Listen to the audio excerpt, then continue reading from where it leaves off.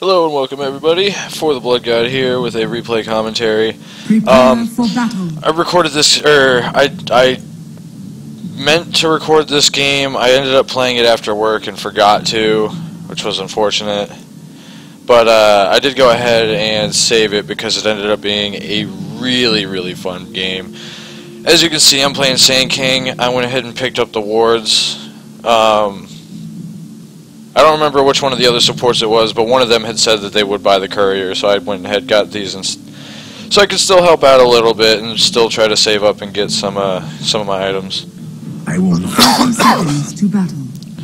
Now, they ended up saying, Juggernaut ended up saying that he wanted a solo lane bottom, which I was a little bit nervous about, but it ended up working out for us. So as you can see from the teams here, we got Sandking, Pudge, totally Dendy. We got Jungling Enigma, if I remember. Winter Wyvern is the one that ends up laning with me. The battle begins. We had a little fight for the rune. We ended up getting both the runes, so that was... No, Wind Ranger got one of them. As you can see, we almost pulled off some really good damage on Clockwork. Now, I ended up, and I did make some mistakes this game, guys. That was definitely a big one right there. I fed first blood. I should have burrow striked away instead of toward them, but I promise it gets better from here. So yeah, we've got a really good team fight. We've got the black hole. We've got the epicenter. Pudge is just really good at pulling away important people on their team, and then Juggernaut, he's got the Blade Fury to make himself magic immune, and then he's also got Blade Dance. No, Omni Slash. It's Omni Slash. Yep. Omni Slash is really good. It just gets a lot of quick damage, and he's invincible while he's doing it. We can see they've got a Jungling Nature's Prophet, a Clockwork who's mid, really low health. He's playing kind of dangerously considering that he's against a Pudge. Well, he's backing up. He needs to play safe considering he's against a Pudge. We've got Ursa, who you can see is eating some harass from the Winter Wyvern.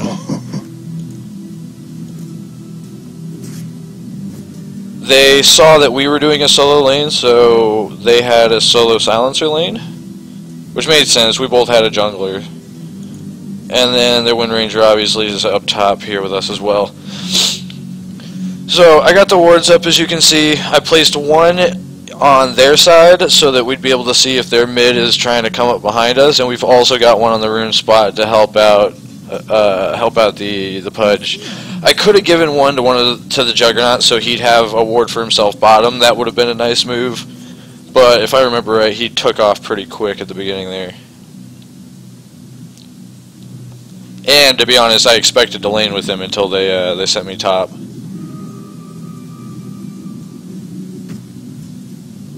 As you can see, I'm gonna play kind of safe right now. I'm not gonna really go for last hits. I'm gonna just try to get some levels, get a little bit of harass, try to pull him under tower. We ended up getting one tower shot on Ursa, and we brought plenty of regen, which is why I definitely should have played safer at that earlier juncture, because I could have healed myself back up to full and not missed a wave of experience like I did. As you can see, Ursa tries to come in on me, but I knew that they had no detection. So I'm just going to sit here and soak up some gold from these creeps.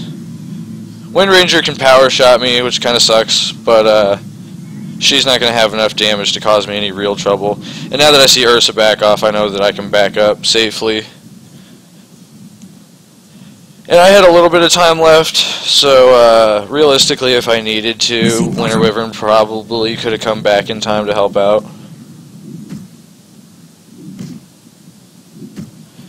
But yeah, after that first death, you're going to definitely see I play safe for a little while. I get myself some items, and then I'm going to come out and really start messing people up. As you can see, the Nature's Prophet is actually on our side over here. If we had a couple more wards, we might have been able to spot that out. Though, I mean, that wouldn't have been a super common ward this early in the game. As you can see, Ursa came up to try to attack me, so I just threw on the Sandstorm to get a little bit of damage on him. And since Winter Wyvern doesn't really need the farm, sandstorming here where the creeps are meeting, I'm actually getting some gold out of it. Really, I just need the early arcane boots and the blink. I end up, I can tell you guys from knowing that I ended up going really high mobility this game. I ended up getting the Axe and the blink dagger. So basically, the Axed Burrow Strike actually goes further than a blink dagger, which kind of blew my mind. I hadn't noticed that. But after playing that ability draft of Sandking not too long ago, it kind of reminded me that I hadn't played him in a while, and I was just really in the mood to give him a shot, and it ended up working out beautifully. We had a little bit of a bumpy start, but we ended up really coming together as a team and making some beautiful plays. Pudge, while I don't think he's Dendy, ends up doing a wonderful job.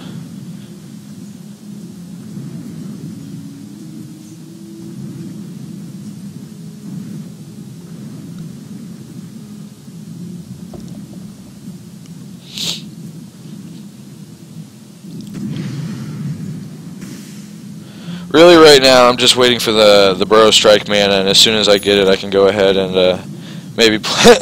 You see Ursa came up, so I gave him a good punch just to kind of show my mean business. We're going to get some damage on the Wind Ranger, hopefully get another creep killer too.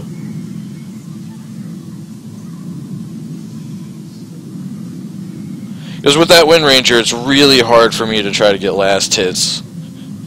Well, Ursa too, because if she shackles me, I'm going to take a bunch of damage. And here, since there's not really much I can do up at the creep wave, I'm just going to stay in Sandstorm until I have it back up. That way I know that I can escape again if need be. Dodge the the super late power shot from Wind Ranger.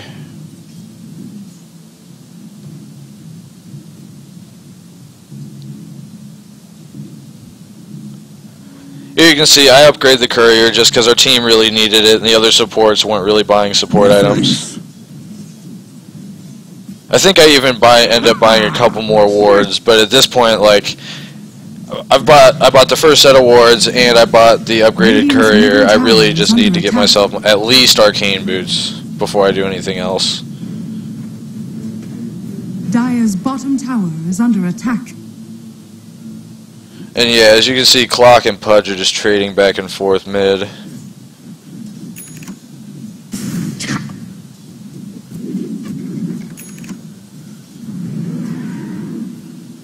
Trying to bait the Ursa. We got an extra hit on him. He's really low. Missing bottom. And he's sticking around. Kinda not the best decision. Pudge is just waiting for a chance. And perfect hook. Really well played on his part.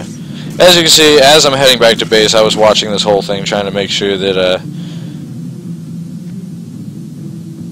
they did good. And as you can see, he ends up throwing us another hook and getting a second kill. As you can see, I looked mid to check this out and see how it's going. Pudge was still hanging out top. Go ahead and check bottom. Nobody's guarding bottom. I'm assuming Jug probably got harassed pretty good. I mean, he's against the silencer. I mean, he's doing really well, all things considered. He's got a kill, no deaths, against a ranged hero in a solo lane. And he appears to be getting his farm. Middle tower is under attack. He's already got phase boots and a ring of Aquila. Like, are fortified. it's not horrible progression by any means.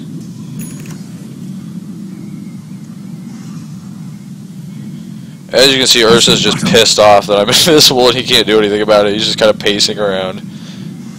Drags off the creeps. I'm going to try to snag this catapult real quick.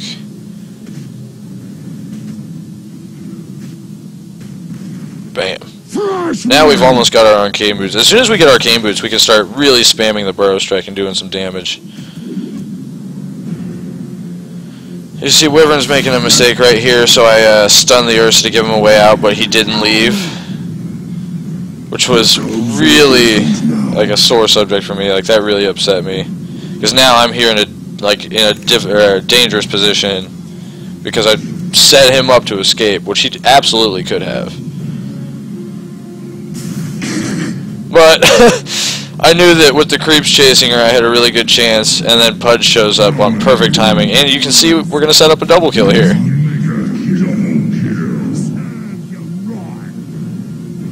Which is beautiful. It got me my arcane boots. I can give Pudge back some mana, as well as myself.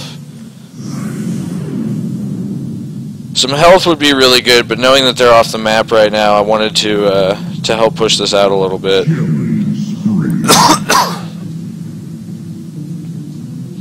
And yeah, as you can see, we really turned it around quickly, and this Pudge is just rocking it.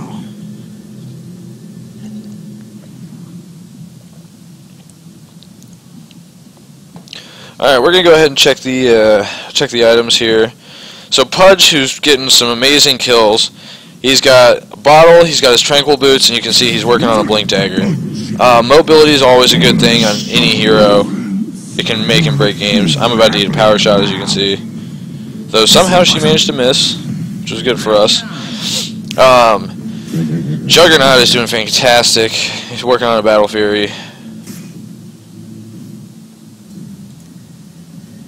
We've got a Blink Dagger and a Soul Ring on Enigma now, and he's got his boots on his way. Probably going to turn those into Arcanes, I would imagine. And then Winter Wyvern, working on Tranquils. Finishes Tranquils. Midas on him is kind of unfortunate. He's farming our stuff. He's farming our Ancients using this hill here. So this guy's getting some really nice farm. Well, I mean, he's working on an Ag second. I probably would not have gone for an Ag second. Especially considering he doesn't even have boots yet. Though, I guess he's playing for the late game, guys. He's playing for the late game. Clockwork's doing good. Those are all items. I mean, Quelling Blade gets some last hits, which helped him mid. Yeah, I don't have a problem with that build at all. I think that's a pretty decent start so far. You can see he's looking for a hook shot on Pudge, but instead gets hooked by Pudge under the tower. Beautiful play by Pudge. Ursa, I mean, he's getting ready to start with Vlad's. All he has so far is Orb of Venom and Phase Boots. That start that he had really went downhill fast when he started feeding us some kills. As you can see, he's sitting here waiting to try to ambush me, which grants him a stun and a sandstorm for his troubles. He's trying to get last hits and is now below a third of his, or below 2/3. He's got to run.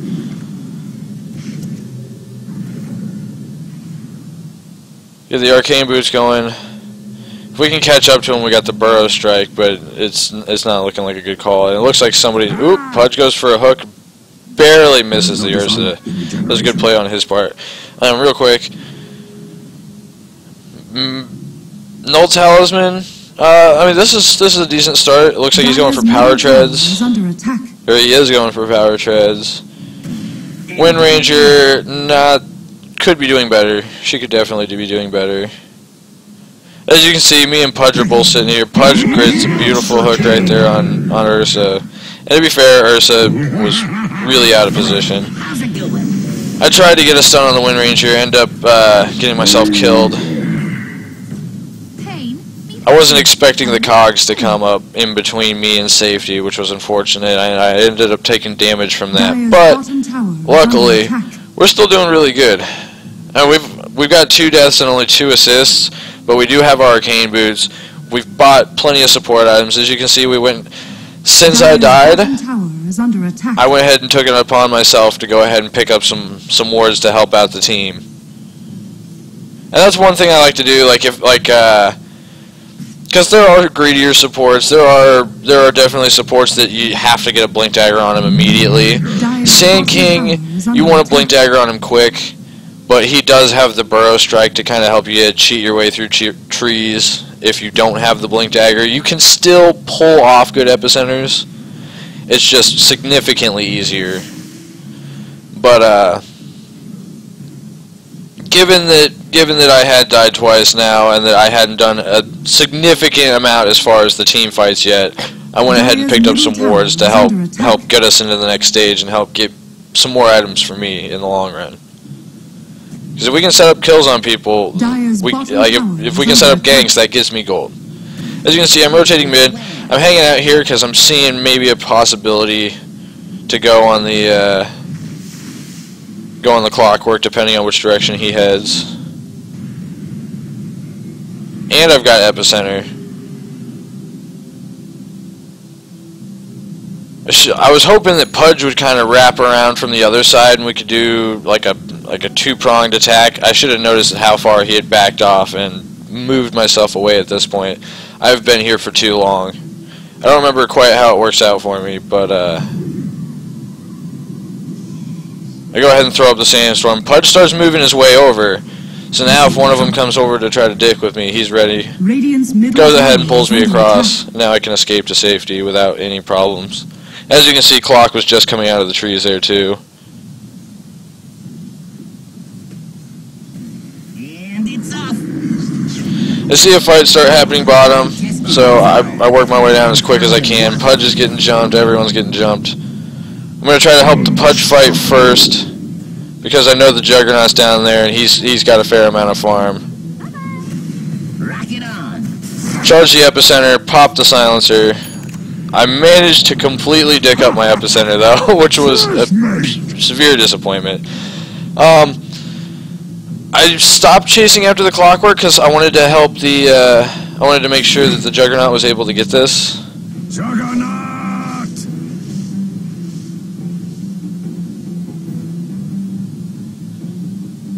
So not the best trade for us. It definitely could have gone better. Given the point that people were kind of starting to group up, I probably should have followed everybody bottom instead of going to check on mid. But I thought I'd be able to push it a little bit before the next fight broke out. As you can see, Juggernaut is just not scared of Ursa at all. He's going to take out all his creeps. I come in with the stun, throw down the sandstorm. Juggernaut gets some good damage on him. The phase boots helps Ursa get a little bit away, but it's not enough. Jug pulls off a beautiful Omni Slash on the fleeing silencer. Manages to avoid the cogs. I'm being chased down and killed by Wind Ranger, but it was absolutely worth it. We got to carry 2 kills. Dire's top tower is under attack. They're not killing the ward, which is a huge mistake on their part. Wind Ranger finally figured it out, but it cost them a clockwork. I face my fate. And Juggernaut actually got the kill because of the cogs hitting him at the last second, which it was very unfortunate. But I'm not gonna lie, that was a really fun fight. It was a really fun fight when I was playing it.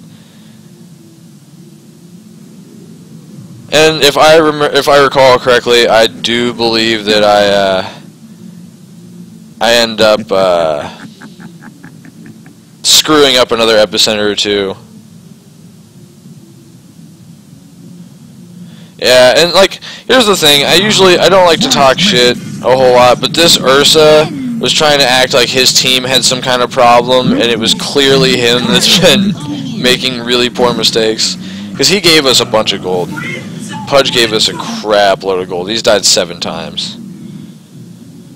I'm pushing mid. My team went a little bit far in the bottom lane. Radiant's top tower is under attack. Dire's middle tower is under attack. Radiant structures are fortified. As you can see, I'm wrapping myself around, trying to sneak up on this, on the Nature's Prophet. Should have attacked the courier there, but I really wanted this guy.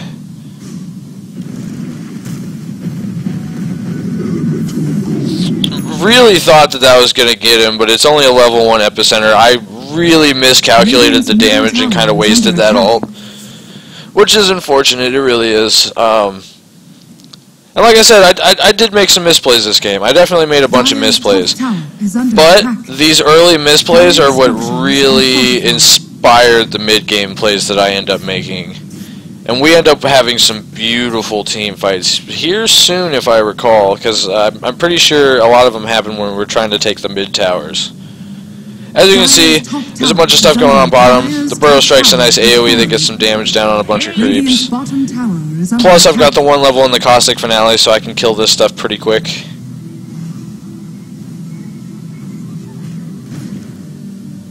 Almost have a Blink Dagger. As soon as we get the Blink Dagger, that's when we're really going to be in business. That was kind of a hilarious turn of events there. We weren't able to escape, which sucks, but it was really, really funny that right as he hooked me, I was able to burrow out of the cogs. That was something I didn't know that could happen, so it was interesting to see. As you can see, Pudge is fleeing. Radiant structures are fortified. Thinking about throwing a hook.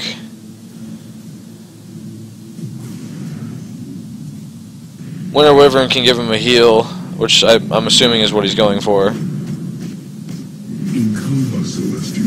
then he gets it right as the enemies get close, which is kind of scary. Luckily he's got that Blink Dagger. Radiant's courier has been killed. They managed to get our courier killed again. Denied.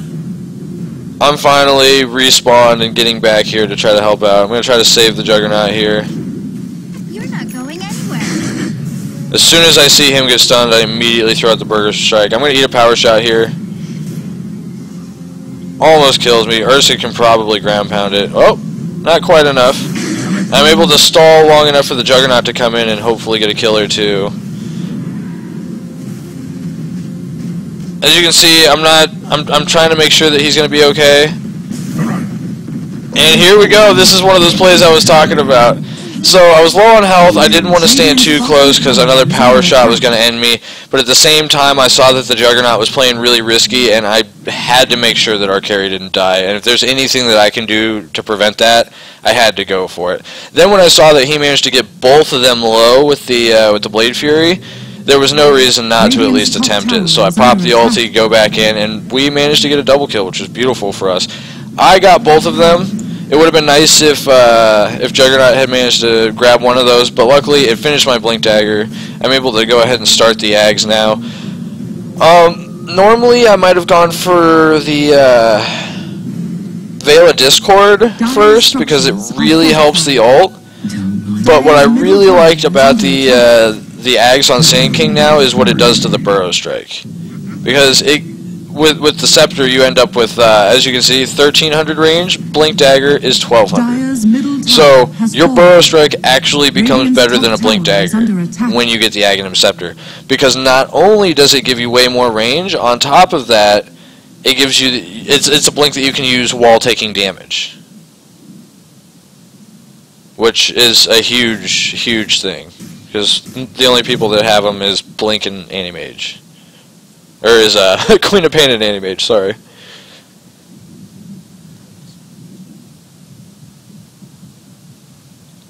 Nature's Prophet is pushing the top tower. As you can see, we're trying to come in behind this Wind Ranger and get a quick, easy kill. Unfortunately, we're not able to save the Winter Wyvern, but she's definitely not going anywhere. And we get it for Juggernaut, which is perfect. Let's go ahead and check everyone's farm now. So as you can see, I have a Blink Dagger. We didn't have wards. None of the other supports were buying wards, and I managed to get my Blink Dagger, which is really what I was focusing on. So I went ahead and picked up some wards so that we would be able to plan out our team fights a little bit better.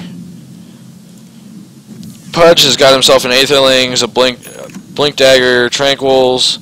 There's a couple of things he could get from here. I don't remember which one he does pick, but he's doing good enough right now that he doesn't really have to worry too much. Juggernaut's got his Battle Fury and a Yasha, working on a BKB, or no, Sanj. So he'll have a Sanj and Yasha. Yeah, I guess BKB wouldn't do a terrible amount here. Helps with a couple of the heroes, but at the same time, he doesn't really need it. He's doing a really good build. I'm happy with what he's doing. We are getting a BKB here, though, because he wants to make sure that he doesn't get shackled out of his ult. And that was the thing. Juggernaut's got his Blade Fury, so he doesn't necessarily, he doesn't need the BKB. I have picked it up on him before just to make give myself twice the magic immunity, which can really help if you've got a super stun heavy lineup. As you can see, I see other people moving in, and I know Ursa's about to spawn, so I immediately channeled my ult. I wish that I wouldn't have gotten shackled, because then I could have burrow striked in and gotten a couple of pulses on them. But the Enigma comes in and makes it an easy one. Nothing to complain about there. That was a beautiful fight for us. Me for 3 of their guys. And those 2 only dived in because they knew that they were about to pick up a kill on me. Winter Wyvern, I'm not sure what the Shadow Amulet's for. Well, I mean, I know what it's for. I don't know why he needs it. Just to help him escape, I guess. He has died the most on the team. Radiant's top tower. I guess that's not a terrible pickup. I probably would have gone maybe a little bit more mana regen, personally. Just play safer and get some mana regen. The Nature's Prophet got an Ags and a neck book. Boots of Travel. I don't like to get Boots of Travel on him because he's got a better Boots of Travel right here. And like I said, the Ags is probably not a great second pickup.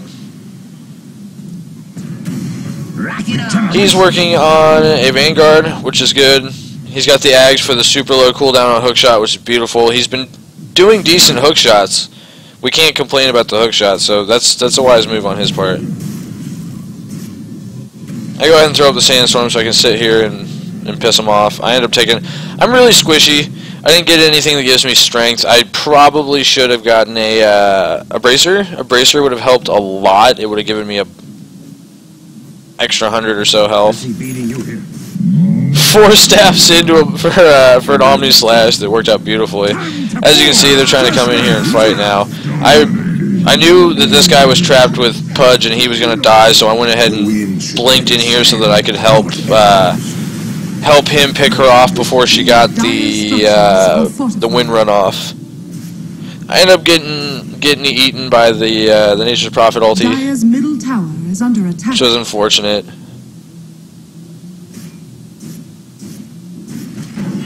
Radiant's bottom tower is under attack. Radiant's bottom tower Ursa has fallen. managed to finally get a Flads, but that's all he has. Now he's working on a Blink Dagger because he can't keep up with anybody. But he's so far behind, he's not scary at all. He's really not scary at this point. They don't have the chain stuns to make him scary with what he's got. As you can see, the Clockwork made a mistake. And Wind Ranger is doing alright. Wind Ranger's got some alright items. Dire's middle tower is under attack.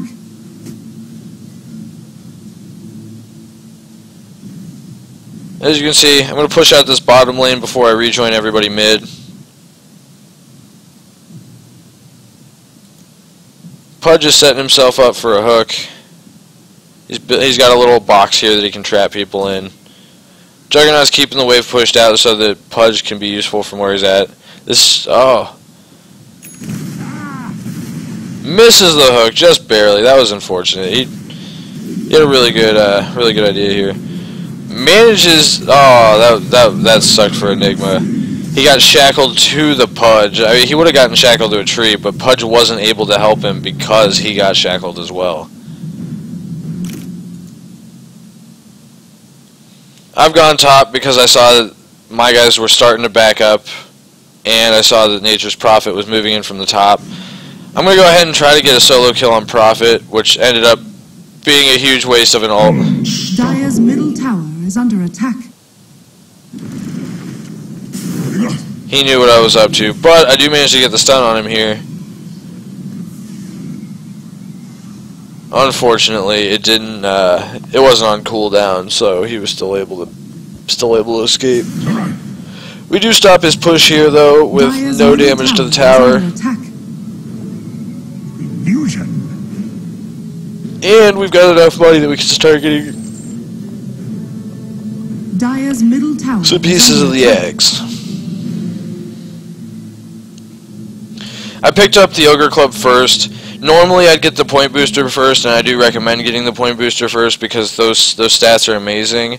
But I really wanted to look like this gives me health The Ogre Club gives me health as well, and gives me a little bit of extra damage. I'm not doing great damage, but I have had to throw out a couple of punches in those fights. And then since I managed to barely get 1,000, I figured I'd just pick up the staff so that I didn't have to worry about losing any money. Radiant's middle tower is under attack. Radiant structures are fortified.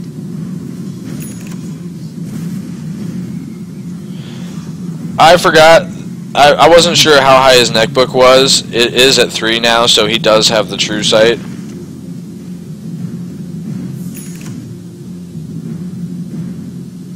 And he managed to teleport out. Windranger just went absolutely ham. Bottom, and I end up eating a hook shot, which was very unfortunate. Not the strongest enemy to grapple with. I forget what I was doing there. I was probably typing something or trying to or look at something. That's why you can't take your eyes off this game, guys. Jug goes in and Omni slashes the crap out of the Clockwork, who decided that he was going to stick around too long. We can see Windranger on our ward, so he goes in for the kill there. Make sure that she can't shackle him.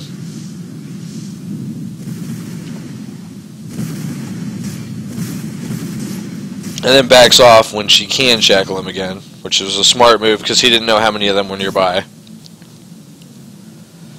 Now he's got Pudge backing him up, which is nice. I'm going to end up defending top since everybody else is out doing stuff.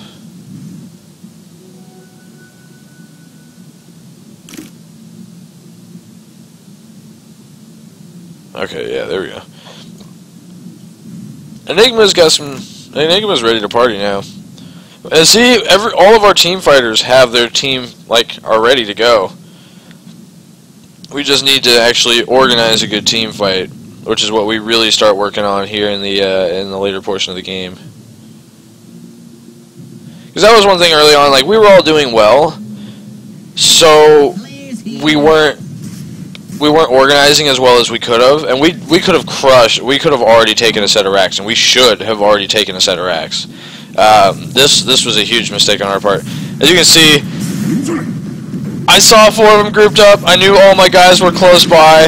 It was a bit of a ballsy move, but it ends up getting us 4 of their players. And sometimes the Sandking, that's the kind of stuff you gotta be ready to do.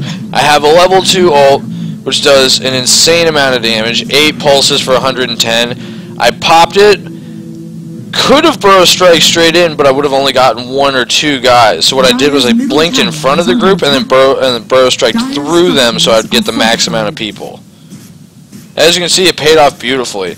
The Pudge and the Juggernaut reacted without hesitation, and it worked out just wonderfully for us. I'm pretty sure at least Pudge was on the mic with me, though.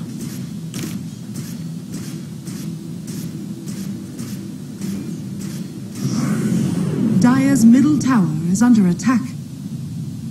Dire's middle tower has fallen. As you can see, off the back of that 4-man kill, they still don't, with the Juggernaut being present, without having the Clockwork and the Windranger to throw out those stuns, they can't really afford to fight him with the other ones. Because the other guys just are not beefy enough, and he's got the Healing Ward, he's got the Helm of the Dom, which gives him 15% lifesteal, which on his crits is wonderful. As you can see now, he's kind of playing chicken with him a little bit, but I'm coming in behind to support.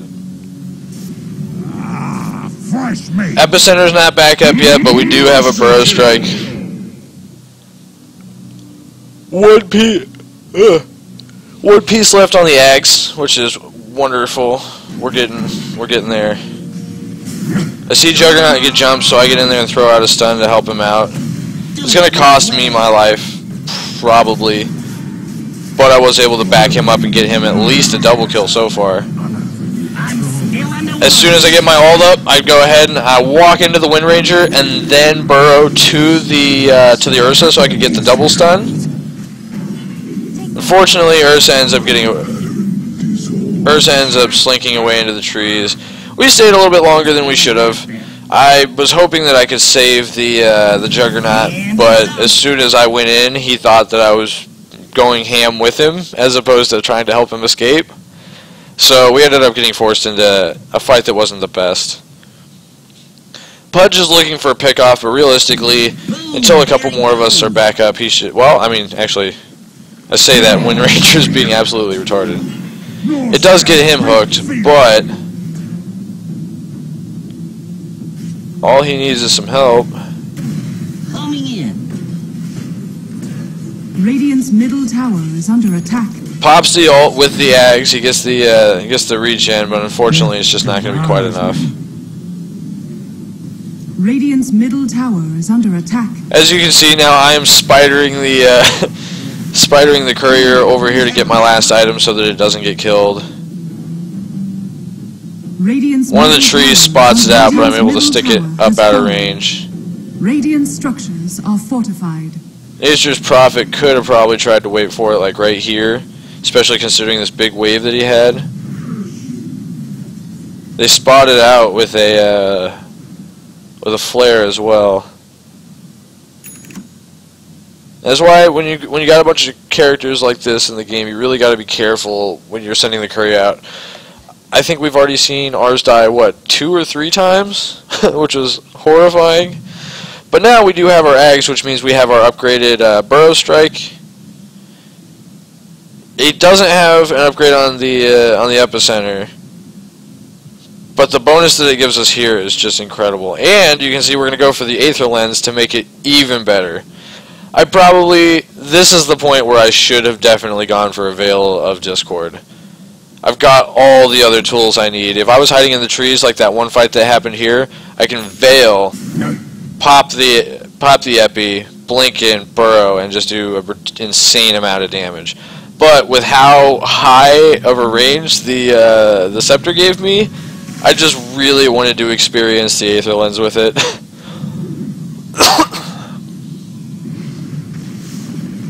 Radiant's top tower. Enigma denied that tower. Don't ever do that, guys. Tier 1s, Tier 2s, deny every tower that you can until you get to Tier 3. You do not deny Tier 3 towers. Even if it's only got 1 hit left. Because if you can keep the enemy from attacking the tower, it will still get off hits and it will still push back the creeps that are trying to take down your base. And they can't do any damage directly to your barracks until they've killed that tower.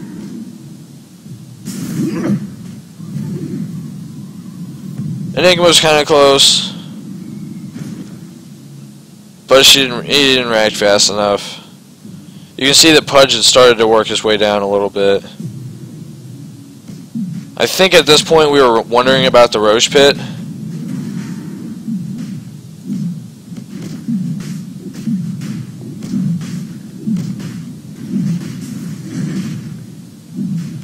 Roshan has fallen to the dungeon. As you can see, the second that he picks up the Aegis, we're on it.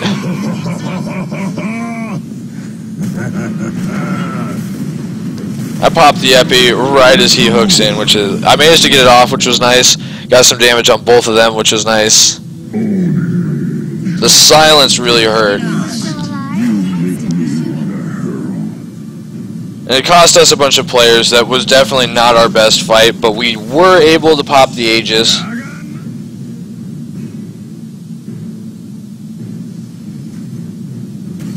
I don't have buyback, which is unfortunate. Barracks are under attack.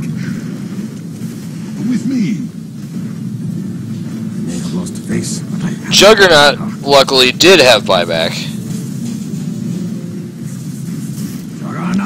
He's going to show up here and help get some damage in on this stuff. He's not able to completely save the racks, but luckily, if I believe that was the ranged one.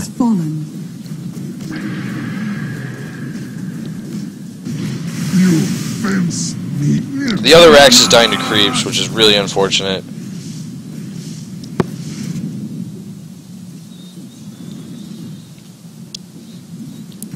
Though we are at risk of losing this whole set down here. Now we're all back. They're trying to flee from the Blade Dance. They end up losing, and this is just a classic case of staying just a second too long. what they should have done, as you can see, both these racks are almost dead. What they should have done is all of them picked one set, killed it instantly, maybe gone for the other set if they thought they had time, backed up as soon as we were all spawning. Because they know by this point that I have an insane range between the Blink Dagger and my Burrow Strike. They also know that 3 of the guys had already come back and were there for a second. And it was just sloppy. It was just sloppy. We were able to completely turn that around. We did lose one set, or we did lose one rack. Actually, let's go check which one that was.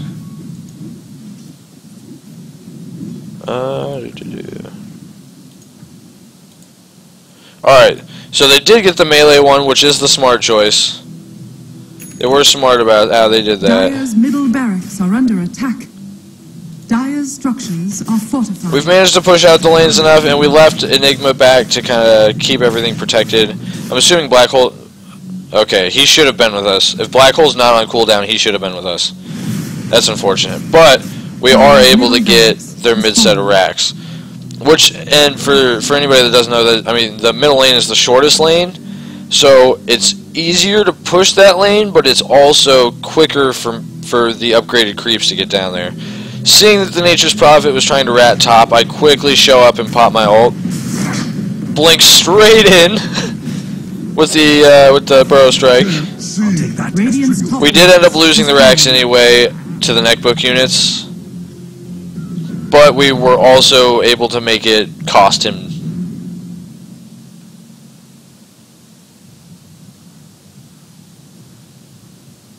And he's out of the game for a good 70 seconds, so that's 70 seconds we don't have to worry about ratting.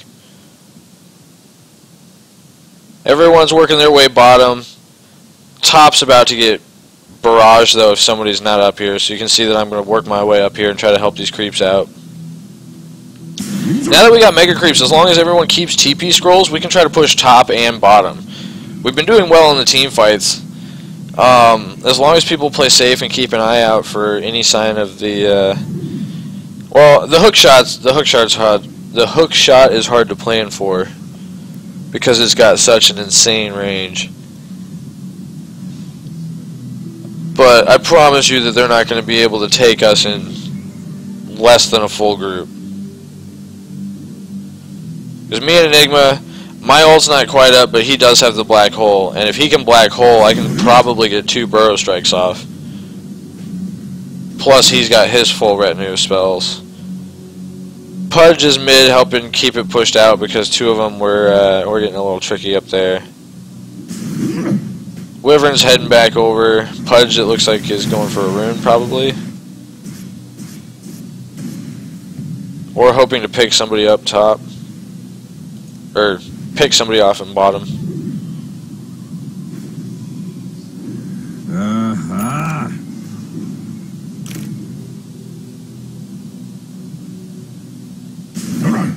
As you can see, we take out... I love that Burrow Strike. I'm not going to lie, guys. I think the Ags is a great pickup. It doesn't do anything for your ult, but, I mean, realistically, you could get it instead of the Blink Dagger. It does cost mana, and it costs a fair amount of mana, which is the one downside to it. That's why I went ahead and picked up both. We dodged the power shot, which is beautiful. Take out all of her creeps. Get shackled because she's apparently... I don't know if I was in tower range or if she's got a gem at this point now. Oh, I must have been just in tower range. That's unfortunate. That was a misplay on my part. We got a nice little fight going on here bottom. They were trying to push out and take out this exposed set of racks, and it ends up costing them dearly. I'm glad to leave that place. I don't know what their vision was like at that point. Maybe they thought that we were all top because 2 of us were top. That was a beautiful hook. It does cost him, but it also gets the clock out of the game. Who's one of him and the silent him and the Wind Ranger are probably the scariest ones on their team. Silencer's got some decent items. He's got some okay support items. He's been using the global silence pretty well. He hasn't been catching us before we initiate, but he's been doing pretty good at getting it down as quickly as possible. We lose 2 bottom, which was unfortunate. Jug managed to get the Nature's Prophet, though.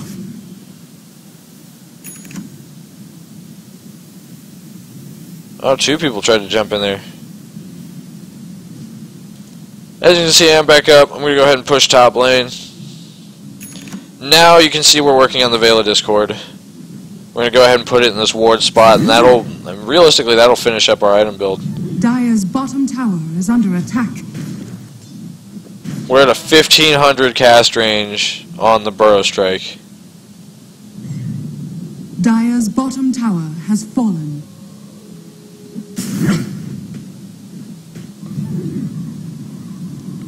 Everyone's doing a good job pushing bottom. They've got bottom pushed up as far as they can go. You can see that they're kind of starting to think about maybe, well, it looks like they're going to go ahead and stay there. Given that there's only 2 of them, I would probably cycle over to mid. But they do have Pudge coming, Pudge on his way down there. I'm pushing top because nobody's up here. Looks like Ursa's trying to pick up Roche. And then he realized that his team needs help defending the racks. He's got a Basher now. He's finally starting to look early game scary. He can pick off our supports. But he's not taking out anybody that's really worth anything. Double damage. Every time he's tried to man fight the Juggernaut has just destroyed him. Structures are fortified. Doing good on top. I knew that the enemy was going to be starting to cycle their way over until they get intercepted by my team mid. As soon as I see that there's stuff going on mid, I start trying to move my way over.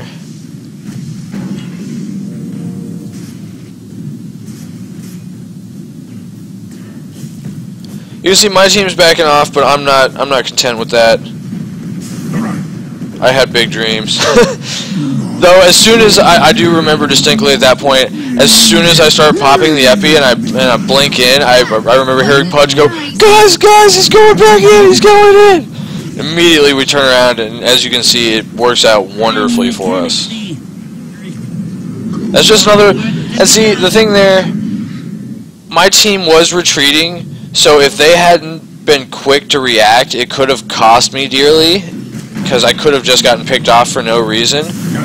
But sometimes it's like it was really the timing that made that work at the same time, because the enemy wasn't expecting me to come in while my whole team is fleeing from the fight. They had just lost the Winter Wyvern. It looked like everybody was done and they didn't want to be there anymore. And then out of the blue, they all just start eating epicenter damage, and they take a nice big stun that gives my team the chance to re-engage.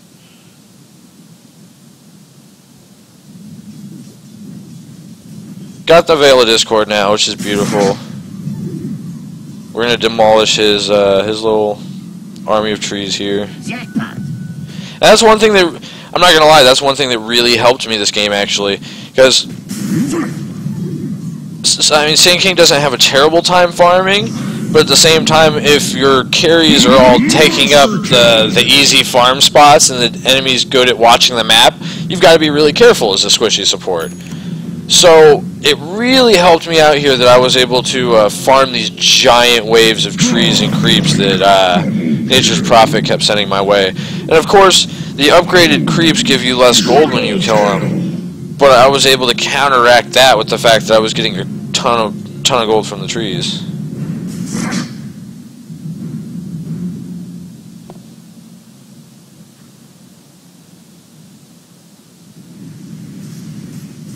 Heading back mid, it's clear that my team's not looking to dick around with the side towers anymore.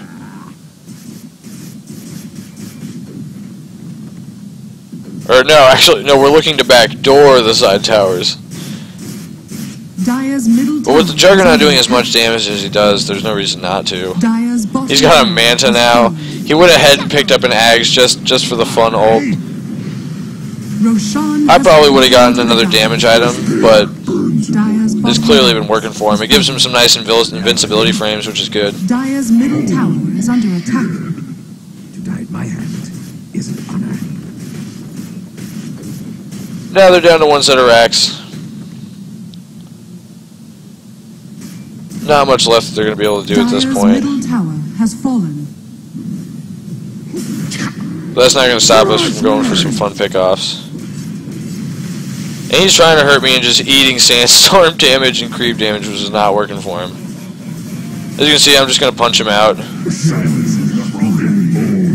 that wasn't the smartest move, but it felt really good. I'm not going to lie. That one felt really good. I got to legitimately just like sit there and man fight him. Structures are fortified. As you can see, I'm trying to get some quick health while the glyph is up. We get him with the veil. Pop the ult. Come in for the quick and easy damage. Dire's middle tower is under attack. Dendy went to town on him. Dire's middle tower has fallen. Just so everybody knows, this is the proper Dendy build right here. Fancy beating you here. Officially best pudge. Dire's ancient is under attack. I'm keeping the enemies off our ancient because I know that our team is doing a wonderful job of just completely obliterating them at their base. They managed to kill the entire team, and then a Manta will make quick work of the base. Dire's ancient is under radiant victory. And that's how you win a game. We had some really fun team fights there, as you can see. Had a couple of interesting initiations that ended up working out beautifully for us, ending up in team wipes and stuff like that. Our whole team, we were a little bit hairy at the beginning, but we ended up bringing it together really, really well. I did have 10 deaths. I did not need to have 10 deaths, but with 20 assists and 7 kills, I'd say that I did fairly well. Thanks for watching, everybody. It was a really fun one to play, and I look forward to playing a game after I upload this. So if you liked it, feel free to like and subscribe, and leave a comment below. Have a good one, everybody.